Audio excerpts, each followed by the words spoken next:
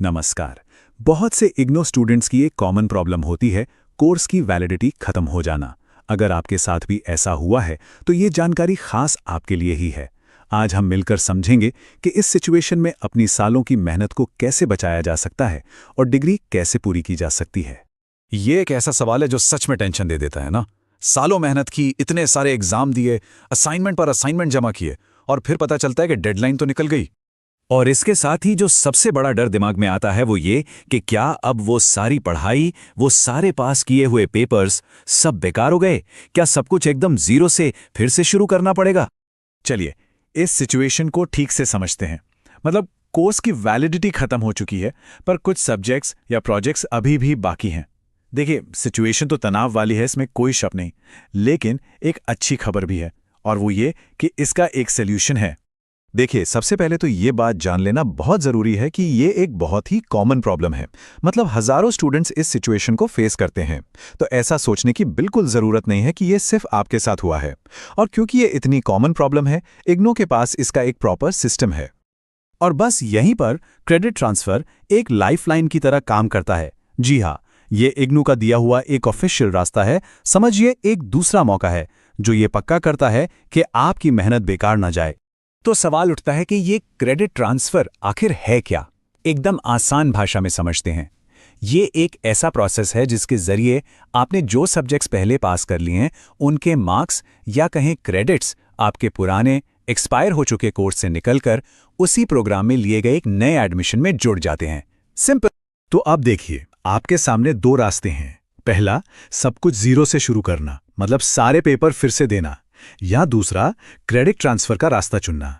इससे क्या होता है, आपके जो भी पास किए हुए सब्जेक्ट्स हैं वो एकदम सेफ रहते हैं और आपको सिर्फ और सिर्फ अपना बचा हुआ काम पूरा करना होता है। अच्छा, तो ये क्रेडिट ट्रांसफर के लिए अप्लाई करने की नौबत आती कब है? देखिए, सीधी सी बात है, जब आपके कोर्स की जो मैक्सिमम वैलिडिटी होती है वो खत्म हो चुकी हो, आपके कुछ पेपर्स, असाइनमेंट या प्रोजेक्ट्स अटके हुए हों और यूनिवर्सिटी की तरफ से री रजिस्ट्रेशन का मतलब अगले साल या सेमेस्टर में एडमिशन का कोई और चांस न मिला हो, तब ये रास्ता अपनाना पड़ता है। चलिए, अब आते हैं इस पूरी बातचीत के सबसे जरूरी हिस्से पर।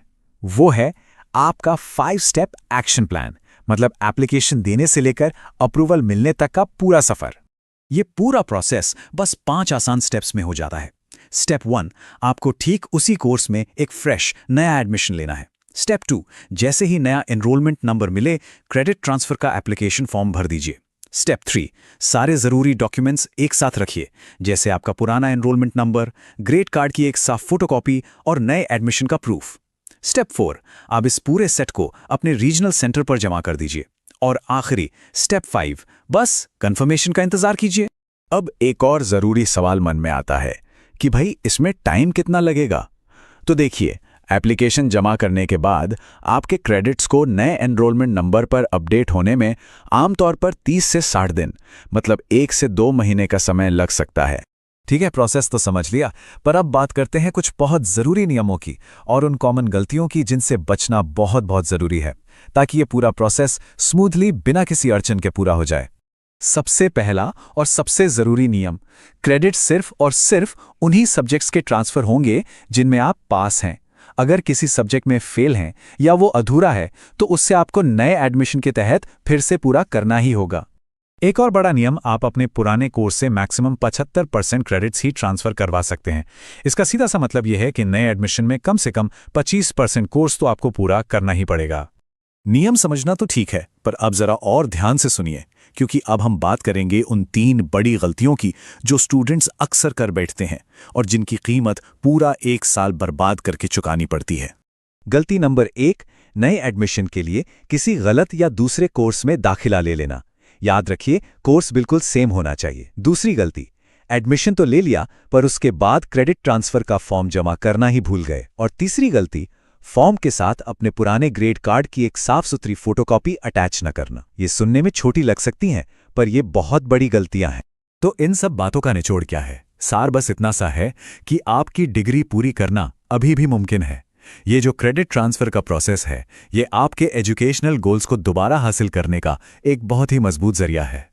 तो बस याद रखिए, अगर आपके IGNO कोर्स की वैलिडिटी खत्म हो भी गई है तो घबराने की कोई जरूरत नहीं है। क्रेडिट ट्रांसफर वो रास्ता है जिसके जरिए कोई भी अपना डिप्लोमा या डिग्री आसानी से पूरा कर सकता है।